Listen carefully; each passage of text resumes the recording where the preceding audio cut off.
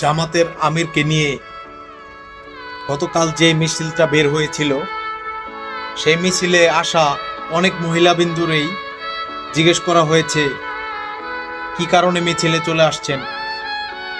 আসলে তারা তার উত্তরই দিতে পারে না। ভিডিওটা একটু লক্ষ্য করে দেখেন। আজকে এখানে কেন এসেছেন? আপনার হাতে ঝাড়ু দেখলাম, যে আসলে কেন এসেছেন আপনারা?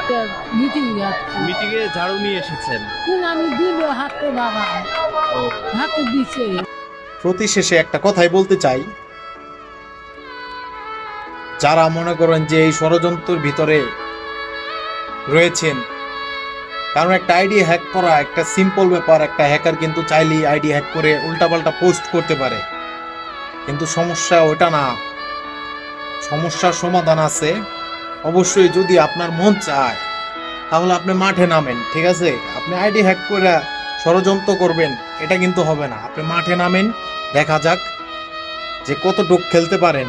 কারণ 12 তারিখ ইলেকশন, যে যার মতো, যার মন ইচ্ছা মতো সবাই সবাইকে সাপোর্ট করবেন, এবং কি যাকে মন চাইবে আপনার মন থেকে তাকেই কিন্তু ভোটটা দিবেন। ধন্যবাদ।